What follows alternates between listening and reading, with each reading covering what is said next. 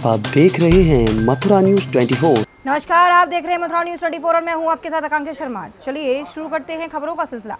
राधा रानी की नगरी और जन्मस्थली बरसाने में कोविड-19 में अपनी जान की परवाह किए बिना ऐसे योद्धा, पुलिसकर्मी, डॉक्टर और मीडिया कर्मियों को उत्तर प्रदेश सरकार के कैबिनेट मंत्री चौधरी लक्ष्मी नारायण द्वारा शॉल पहनाकर और एक राधा रानी का स्मृति चिन्ह देकर उनका सम्मान किया गया।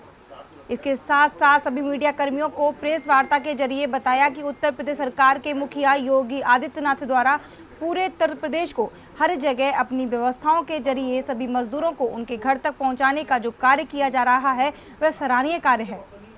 यह हमारे उत्तर प्रदेश का सौभाग्य है कि ऐसे मुख्यमंत्री हमें मिले हैं, जहां पर कोरोना वायरस के सबसे कम केस और जो भी कोरोना पॉजिटिव यहां पर मिले हैं वह जल्द ही ठीक होकर अपने घर जा रहे हैं और सभी बरसाने वासियों को उन्होंने धन्यवाद दिया। इस संदर्भ में उत्तर प्रदेश सरकार के कैबिनेट मंत्री चौधरी लक्ष्मी नारायण ने बताया कि अलीगढ़ के अतरौली तहसील के गांव सहनौल में 2 कोरोना पॉजिटिव निकलने से ग्रामीणों में भय लगा हुआ है। कहीं हमारे गांव में कोरोना वायरस ना फैल जाए, इसी बात को लेकर सहनौल के आसपास के गांव में लोग सक्रिय हो गए हैं, अपने अपने गांव की सीमाओं को सील कर दिया है। वहीं ग्राम बीदीपुर में बैंक को भी बंद कर दिया और कुछ गांव जैसे बड़ौली, उस्मानपुर, सहनौल, बीदीपुर सभी ग्रामीण एकजुट होकर कोरोना वायरस को मात देने में लगे हैं और इस गांव के लोगों ने अपने गांव के बाहर ही बल्ली लगाकर बैनर लगा दिया है कि गांव के अंदर आना मना है और लोग सुबह से ही गांव की सीमाओं पर बैठकर बाहर से आने वाले लोगों के लिए चौकीदारी भी कर रहे हैं। वहीं उन्होंने बताया कि हम किसी को भी गाँव में भारी व्यक्ति को नहीं आने देंगे। गांव को जागरूक किया है और अपने गांव को सैनिटाइजर से किया है। बाहर के आने का लोगों को सख्त मना है और सक्रिय है सब लोग। मेरे गांव के सही बंदे हैं यहाँ पे, कोई बाहर का व्यक्ति किसी को आने नहीं देते हैं। शनिवार को भारत सरकार के केंद्रीय पर्यटन एवं संस्कृति मंत्री प्रहलाद सिंह पटेल मथुरा जनपद के दौरे पर पहुंचे, जहां पर उनके द्वारा सर्वप्रथम महावन स्थित कबीर रसखान समाधि का निरीक्षण किया गया, जिसकी जानकारी देते हुए केंद्रीय मंत्री ने बताया कि उनके द्वारा कबीर रसखान समाधि के हो रहे विकास कार्य को देखने के लिए आए हैं।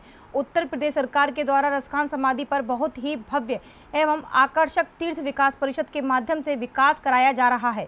इसी के साथ उन्होंने यह भी बताया कि कबीर रसखान जी एक बहुत ही प्रसिद्ध और महान कवि थे, जिनकी समाधि को लेकर देश विदेशों तक भी चर्चा है। वहीं उन्होंने कहा कि यहाँ पर एक बटन हब के रूप में विकास कार्य कराए जा रहे हैं, जिसको देखने के लिए आज वे यहाँ स्वयं पहुंचे हैं। नहीं, मैं मूलतः आज गोविंद देव जी का जो मंदिर है उसके भ्रमण के लिए और रसखान जी की समाधि, इन 2 स्थानों को देखने के लिए आया हूँ। इस कबीर रसखान की समाधि पर उत्तर प्रदेश सरकार ने जो काम किया है, पहले तो उनको मैं साधुवाद देता हूँ कि आने वाले समय में लगभग 9 करोड़ खर्च करके और बाकी चीज़ों को भी वो आगे बढ़ाने का काम कर रहे हैं और रसखान जी पर कोई कार्यक्रम होना चाहिए, ऐसी मंशा राज्य सरकार की भी रही है। भारत सरकार इन कार्यक्रमों में सहयोगी होगी, ये मैं जरूर कहूँगा। और ऐसी पुण्य भूमि पर लोग आएंगे तो कबीर रसखान के दोहे सदैव प्रेरणा देते रहे। हम लोग बचपन में हमारे तो कोर्स बुक्स में रसखान के दोहे होते थे, इसलिए मुझे लगता है कि ऐसे स्थानों की चैतन्यता स्वाभाविक है, लेकिन हम सबकी भी जिम्मेदारी है, समाज की और सरकार की, कि हम उसको और बेहतर तरीके से खड़ा करें। प्रकृति ने वृक्ष दिए हैं, बाकी काम उत्तर प्रदेश की सरकार कर रही है और मुझे लगता है कि जो स्थान रसखान जी को मिलना चाहिए वो देश और दुनिया के सामने आएगा। पूरे देश की स्थिति एक सी ही है। हम सबसे पहले वो इंडस्ट्री हैं जो बंद हुए थे, वो सबसे बाद में शायद शुरू होंगे, लेकिन कुछ सकारात्मक चीज़ें हैं जो हमें इस भरपाई को हम कर पाएंगे, ये दावा बहुत जल्दबाजी में नहीं करना चाहिए। लेकिन भारत एक सुरक्षित डेस्टिनेशन के रूप में उभरा है। इस पूरे दौरान मैं 4 चीज़ें जरूर देखता हूँ। हमारे जो प्रधानमंत्री हैं उनके प्रति देश के लोगों की तो आस्था है ही, दुनिया में उनकी जो प्रतिष्ठा बढ़ी है, ये पर्यटकों के लिए आने के लिए, भविष्य के लिए हमारे लिए एक बड़ी पूंजी है। दूसरा, भारतीय जीवन शैली के प्रति जो मान और सम्मान और विश्वास दुनिया में बढ़ा है, वो दूसरा बड़ा कारण होगा। और तीसरा है जो परंपरागत हमारी चिकित्सा पद्धति है, उसके प्रति कि रोगी को इलाज मिलेगा, क्या मिलेगा, अभी तो कोई दवा नहीं है, लेकिन भारतीय चिकित्सा पद्धति रोग से लड़ने की सामर्थ्य देती है, ये दुनिया ने माना। और चौथी बात है जिस कारण से दुनिया में हमारी प्रतिष्ठा बढ़ी है और वो आदरणीय प्रधानमंत्री के नेतृत्व में है कि हम जरूरतमंद देश हैं। आज भी जनसंख्या के अनुपात में हमारे पास में स्वास्थ्य सुविधाएं नहीं है, लेकिन हम जरूरतमंद होते हुए भी जिसने हमसे मदद मांगी हमने उसको मदद दी, चाहे वो अमेरिका हो और चाहे ब्राजील हो। इससे दुनिया में जो साख बढ़ी है, तो भारत की संस्कृति को देखने के लिए लोग आएंगे और ऐसे स्थान जहां पर हम खड़े हैं इनकी मान्यता प्रखरता के साथ ऊपर बढ़ेगी, ऐसा मेरा विश्वास है। वृंदावन में चैतन्य विहार स्थित आनंद वाटिका में 3 मई को 2 कोरोना पॉजिटिव मरीज मिलने से पूरे क्षेत्र को हॉट स्पॉट घोषित कर सील कर दिया गया था। वहीं हॉट स्पॉट होने के कारण स्थानीय व्यक्तियों का आवागमन बंद कर दिया गया। सरकार के निर्देश अनुसार हॉट स्पॉट क्षेत्र के व्यक्तियों को 21 दिन के लिए क्वारंटाइन भी किया गया था। जहां लगातार 21 दिन से कोई भी नया कोरोना मरीज न मिलने से आनंद वाटिका के लोगों ने राहत की सांस ली। साथ ही क्षेत्र को खुलने को लेकर उत्साह भी जाहिर की। सिटी मजिस्ट्रेट के आदेश के बाद नगर निगम ने सारी बैरिकेडिंग हटाकर लोगों का आना जाना प्रारंभ करा है। इस बारे में जानकारी देते हुए स्थानीय व्यक्तियों ने बताया कि ये विगत 30 अप्रैल से ही 2 कोरोना पॉजिटिव आनंद वाटिका में आने के कारण ये शील्ड एरिया था। प्रशासन के द्वारा आज इसको शील्ड को किया गया। चूँकि आदेश 22 तारीख को शाम को आ चुका था, आज 23 तारीख को मध्याह्नकालीन बेला में इसको मुक्त किया गया। प्रशासन ने हम सभी का पूर्ण सहयोग किया है। प्रशासन की लगभग व्यवस्थाएं संतोषजनक रही हैं। इसके लिए जिला प्रशासन को और पुलिस प्रशासन को बहुत बहुत धन्यवाद। ये कोरोना नाम की जो महामारी है, ये वैश्विक महामारी है, जिसके कारण हमारा मथुरा और पूरा ब्रजमंडल भी इसके धीरे धीरे करके आगोश में आ रहा था। परंतु जब से हमारे सीएमओ श्री संजीव कुमार जी पधारे हुए हैं, तब से उन्होंने काफ़ी सारी व्यवस्थाओं को बड़ा सुदृढ़ तरीके से संभालने का प्रयत्न किया और केस कमाना चालू हो गए। अभी लगभग हमारे मथुरा से कोरोना पॉजिटिव केस कम होते चले जा रहे हैं और धीरे धीरे करके ये विदा होने के तौर पर है। आपकी कॉलोनी में सबकी मतलब टेस्टिंग हो गई थी? हमारी कॉलोनी में बीच में चिकित्सक महोदय आए हुए थे, जिन्होंने सभी की थर्मल स्क्रीनिंग की और सभी को उन्होंने थर्मल स्क्रीनिंग पर सभी को सुरक्षित पाया। इसके लिए और किसी की कोरोना पॉजिटिव टेस्ट की कोई भी आवश्यकता पड़ी नहीं, लेकिन थर्मल स्क्रीनिंग सभी की हुई थी। जैसा बता रहे हैं जो कोरोना पॉजिटिव वो अपने घर आ गए वापस? हाँ, ये एक लेडीज पहले आ चुकी थी। सबसे पहले तो 2 जिनको क्वारंटीन किया हुआ था वो आ चुके थे। उसके बाद में एक लेडीज जो कोरोना पॉजिटिव थी वो आई और एक और जो कल बची हुई थी उनका भी पुनः आगमन हो चुका है। तो इसके बारे में आप क्या कहेंगे? प्रशासन के लिए हम बहुत बहुत धन्यवाद देना चाहते हैं आपके चैनल के माध्यम से, और सभी से हम एक आग्रह जरूर करना चाहेंगे, इस महामारी को अगर आपको इस महामारी से सुरक्षित रहना है तो सबसे बढ़िया है सोशल डिस्टेंसिंग रखें, मुंह पर मास्क रखें और सैनिटाइजर अपने साथ में रखें। महामारी की सबसे बड़ी दवा है सोशल डिस्टेंसिंग। अपने घर में सुरक्षित रहें, आपकी सुरक्षा आपके हाथ में है। यदि हम स्वयं सुरक्षित नहीं रह सकते हैं तो फिर किसी पर भी दोष देना केवल मात्र रह जाएगा। बीमारी को आमंत्रण अगर हम स्वयं करते हैं, आज हमारे भी इस इलाके में जो बीमारी आई है इसका दोषी प्रशासन नहीं है, इसके दोषी वो स्वयं 2 लेडीजें हैं जो आगरा जा कर के और आगरा से इनको लेकर के आई थी, कैरियर बन कर के आई थी, और जिसका फल हम पूरी कॉलोनी वालों को भोगना पड़ा, हमारे मथुरा प्रशासन को, पुलिस प्रशासन को भोगना पड़ा। इसके लिए ये महामारी एक ऐसी महामारी है कि जब तक आप नहीं उसको लाएंगे तब तक वो आपके पास में आने वाली नहीं है। अब ये शासन प्रशासन की द्वारा ये खोला जा रहा है। हम लोगों को बहुत ही खुशी है आनंद वाटिका के लोगों में कि ये खोल जाएगा, जिससे अपना व्यापार के लिए जिनको जाना है, जो काम धंधे जिनके रुके हुए हैं वो जा सकेंगे, क्योंकि यहाँ आना जाना आज तक बंद था। कोई भी भारी व्यक्तियों का यहाँ प्रवेश नहीं था। आज हॉटस्पॉट के कारण, जो महामारी के कारण में जो कोरोना पॉजिटिव पाई गई थी, वो महिला भी नेगेटिव आ चुकी हैं, वो यहाँ पे स्थापित भी हो चुकी हैं, आनंद वाटिका के अंदर भी आ चुकी हैं। तो आज शासन के द्वारा जो भी ये मुख्यमंत्री के आदेश पे इसको ग्रीन जोन किया जा रहा है आनंद वाटिका को, इसके उपलक्ष्य में हम लोगों में काफ़ी हर्ष है, काफ़ी उल्लास है। केंद्रीय पर्यटन एवं संस्कृति मंत्री प्रहलाद सिंह शनिवार को वृंदावन पहुंचे, जहां उन्होंने सप्त देवालयों में से एक प्रमुख मंदिर गोविंद देव मंदिर का निरीक्षण किया। यह मंदिर पुरातत्व विभाग के संरक्षण में आता है। 15वीं सदी में लाल पत्थर की कलाकारी को देखकर मंत्री आश्चर्यचकित रह गए। उन्होंने इस मंदिर का बड़ा ही बारीकी से निरीक्षण किया और अधिकारियों से उन्होंने इस मंदिर और क्या विकास हो सकता है इस बारे में बात की। इसके बाद मंत्री ने बहुत जल्द वृंदावन के मंदिरों को खोलने की भी बात कही। इस बारे में बताते हुए मंत्री जी ने कहा कि गोविंद जी का जो मंदिर है वो भारतीय पुरातत्व सर्वेक्षण विभाग के संरक्षण में है। कई दिनों से आना ये ड्यू था, क्योंकि ये दर्शनार्थ नहीं खुलता है, इसलिए उस मर्यादा का भी पालन है। जो शिखर की स्थितियां हैं, जो पहले कभी विध्वंस हुआ होगा, उसको और इसके रखरखाव पर कि हम और कितने बेहतर तरीके से इन कामों को कर सकते हैं। तो सामान्यतः चूँकि मैंने देखा नहीं था, तो एक बार नज़र से देखने के बाद कुछ चीज़ें साफ हो जाती हैं। जो स्थानीय राज्य प्रशासन है उत्तर प्रदेश का, उससे भी इन बातों को लेकर समन्वय प्रॉपर तरीके से हो। एक और धारणा रही है कि भग्नावशेष जितने भी स्थान हैं वो उसी स्थिति में ही दिखाए जाते हैं।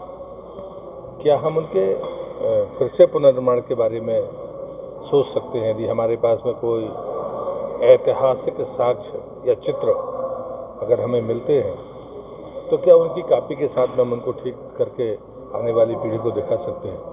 इस पर एक लंबे समय से विचार चलता रहा है। फैसले पर हम तब पहुंच पाएंगे जब हमारे पास में विकल्प हों। तो इसलिए लाते हुए मैंने सोचा कि एक बार इस स्थान को देखना चाहिए, और इस नाते आज वृंदावन आना हुआ। निर्माण का कार्य शुरू हुआ तो वहाँ पर कुछ चिन्ह निकले, लेकिन उदित राज कहते हैं कि बौद्ध धर्म और वो बौद्ध चक्र। मुझे लगता है कि इस विवाद में किसी को उलझना नहीं चाहिए। कुछ लोग बड़ी गैर जिम्मेदारी से बोलते हैं। हमें 3 बातें ध्यान रखनी चाहिए: हमारा इतिहास, हमारा विश्वास, हमारी आस्था और हमारे पुरातात्विक साक्ष्य, जिस पर माननीय उच्चतम न्यायालय ने अपना फैसला दिया। हमारी आस्था पर हमको कभी संदेह नहीं था, हमारे विश्वास में कभी कमी नहीं आई।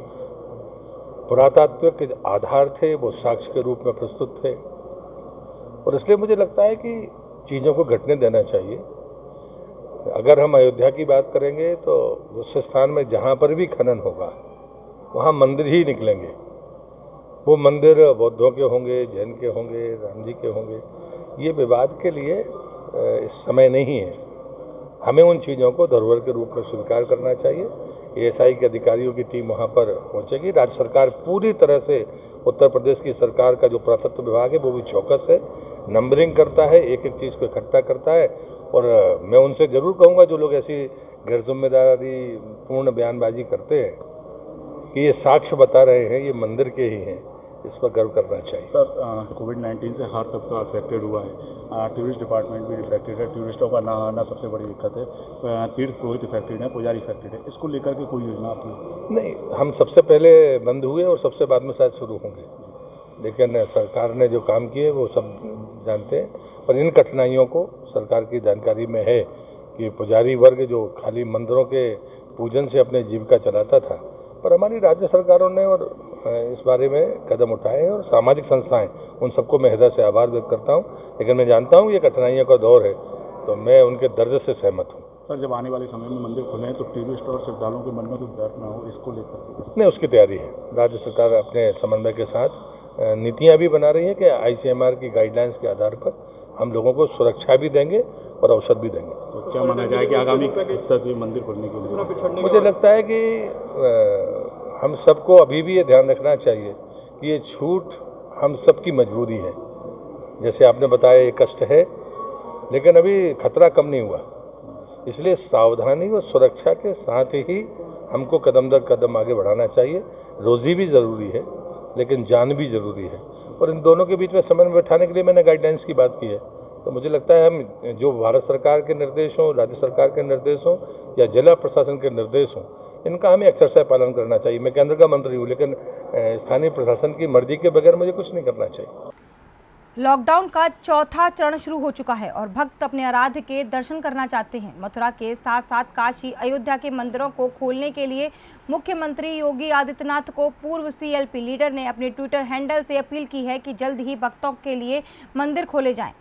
पूर्व सीएलपी लीडर और पूर्व विधायक से जब मंदिरों को खोले जाने के बारे में बात की तो उन्होंने बताया कि सूबे के मुखिया योगी आदित्यनाथ को मेरे द्वारा एक ट्वीट किया गया है जिसमें वृंदावन मथुरा के अलावा काशी, अयोध्या और प्रदेश के मंदिरों को खोले जाने के साथ साथ उन्हें यह भी बताया कि भक्तों को मास्क, सोशल डिस्टेंस और कोविड-19 की गाइडलाइन का फॉलो करते हुए मंदिर के अंदर प्रवेश दिया जाए। देखिए, योगी आदित्यनाथ जी जहाँ एक और मुख्यमंत्री हैं, वहाँ एक मठ के महंत भी हैं और वो इस भावना को अच्छी तरह जानते हैं कि बिना भगवान के दर्शन किए हुए जो उनके भक्त हैं वो रह नहीं सकते। और आज कोविड-19 की इस आपदा में 4 लॉकडाउन, चौथा लॉकडाउन शुरू हो गया है और लोग परेशान हैं। मैं अपील करता हूं योगी आदित्यनाथ जी से कि मथुरा वृंदावन के मंदिर, अयोध्या के मंदिर, काशी के मंदिर और उत्तर प्रदेश के समस्त मंदिरों को कोविड-19 के नियमावली के अंतर्गत, नियम कानून के अंतर्गत सोशल डिस्टेंसिंग को मद्देनज़र रखते हुए खोला जाए, जिससे कि भगवान के निमित्त उनके भक्त उनके दर्शन कर सकें। वृंदावन परिक्रमा मार्ग स्थित चैतन्य कुटी में काशी विद्युत परिषद द्वारा एक बैठक आयोजित की गई, जिसमें विगत कई दिनों से सोशल मीडिया के माध्यम से यह ज्ञात हो रहा है कि तथाकथित कथावाचक वाचिका व्यासपीठ पर आसीन होकर नमाज अदा करने के समय भागवत को विश्राम करके अल्लाह को प्रणाम करने की व अल्लाह मौली की बात कर रही हैं, जो व्यासपीठ की मर्यादा को धूल दूषित कर रहा है। हमारे भारत की सनातन धर्म व संस्कारों वाले ऋषि मुनियों की तपोभूमि भारत में इस तरह के विधर्मी द्वारा पदभ्रष्ट करने की बातें व्यासपीठ से करना सर्वथा अनुचित है। कुछ और भी इस प्रकार के तथाकथित उपाधि धारक राष्ट्रीय संत व्यासपीठ को बदनाम करने की कोशिश कर रहे हैं। कुरान और अल्लाह का पाठ व्यासपीठ से पढ़ा रहे हैं, जो सर्वथा सनातन धर्म के विपरीत है। इस बारे में बताते हुए संत राम देवानंद महाराज ने कहा कि नारायण नारायण नारायण। विचार ये करने की आवश्यकता है कि हम व्यासपीठ किसे कहते हैं और रंगमंच किसे कहते हैं। बातें दो होती हैं और हमारे सनातन पद्धति से 2 मंच आए। व्यास मंच उसे कहते हैं, व्यासपीठ उसे कहते हैं जिस पर चरित्रवान, विद्वान, ब्राह्मण वो प्रतिष्ठित होकर शास्त्र की मर्यादा के अनुसार बाता करता है। शास्त्र से पृथक कोई बात नहीं कहता, सनातन मर्यादाओं का ध्यान रखते हुए ही उदाहरण दिया करता है। रंगमंच वो होता है जिस पर वैश्याओं का नाच होता है, उस समय के नट इत्यादि नर्तक ये सब नृत्य करते थे, कला करते थे। और वो कुछ भी जिसे आप लोग अपनी भाषा में स्वांग कहते हैं, वो स्वांग मंच कहो, रंग मंच कहो, बहुत गंदी भाषा में वैश्या मंच कहो, वो मंच है। वो उन पर बैठ के लोग क्या बोल रहे हैं, क्या नहीं बोल रहे हैं, ये महत्वपूर्ण नहीं, लेकिन उसका फर्क पड़ता है भोली भाली जनता पर कि उन्होंने जनता को गुमराह कर रखा है और आतंकवादियों से, विधर्मियों से उन्होंने पैसा लेके हमारे जितनी नर्तिकाएं थीं, जितने हमारे नर्तक थे, जितने नट होते थे, उस समय के भांड होते थे, वो सनातनी पद्धति के होते थे, वो देशद्रोही नहीं होते थे, वो विधर्म की बात नहीं, स्वांग तो दिखाते थे, विधर्म की बात नहीं करते थे। लेकिन इस समय के जो नट हैं, ये मंच पर बैठने वाले जो नर्तिकाएं हैं या जो और कलाकारिणी हैं और क्या कहेंगे वाचिकाएं हैं, ये सब विदेशों से आने वाले विधर्मियों से पैसा लेकर, चाहे वो अपनी उपाधि कुछ भी लगा रहे हों, कोई अपने लिए जगत गुरु बन रहा हो, कोई अपने लिए शंकराचार्य कहता हो, कोई अपने लिए सन्यासी कहता हो, कोई दंडी कहता हो, कोई और कुछ कहता हो, कोई धर्माचार्य कहता हो, लेकिन वस्तुतः ये सब विदेशी आक्रांताओं के दलाल हैं, एजेंट हैं। आज से 5 साल पहले परम पूज्य शंकराचार्य जी हैं गोवर्धन पीठ के, उन्होंने भी मतलब ये कहा था कि भागवत अब एक मतलब भागवत पीठ से भागवत ना रह गया, एक दुकानदारी हो गई, एक उद्योग बन गया, उद्योग। इसलिए विद्वानों की आस्था गिर गई। जो विद्वान वास्तव में थे, चरित्रवान थे, आदर्श थे, परंपरा के लोग थे, वो लोग पीछे हो गए। अब ये नर्तक लोग सामने आ गए और इन्होंने जनता को गुमराह करके, भोली भाली जनता, जब श्रोता योग्य नहीं होता है तो वक्ता मूर्ख हो जाते हैं, ये सिद्धांत है। जब जनता में सुनने वाला नहीं रहता तो वक्ता सारे के सारे मूर्ख हो जाते हैं।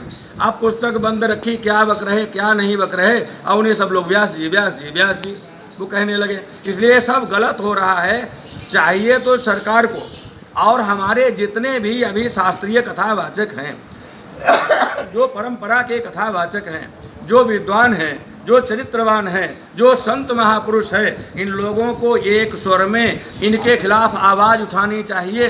इनके ऐसे आचरण नहीं होना चाहिए कि जे भी उनके पास जाकर उनके एक लिफाफा के लिए यही लोग आचारवानों के चरण चूमने लगते हैं। गलती यहाँ पे होती है। अब आप लोगों की क्या मांगे हैं जी, क्या मांगे मीटिंग में बैठक की है? मांग तो ये है, सीधे सीधे मांग ये है, हमारी तो जनता से मांग है, जनता ऐसे लोगों को दुदकारे, न छुए, बल्कि जूता से खबर ले जो मंच पर बैठकर इस्लाम आदि की बात करते हैं, जो ईसाइयत की बात करते हैं, बाइबिल की बात करते हैं, जो सनातन को छोड़कर मर्यादाओं के विपरीत जो भी बात करता है वो केवल जूतों का अधिकारी है और कोई अधिकारी नहीं। अभी तक के लिए सिर्फ इतना ही। मुझे दीजिए इजाजत, फिर मिलेंगे नई खबरों के साथ। नमस्कार।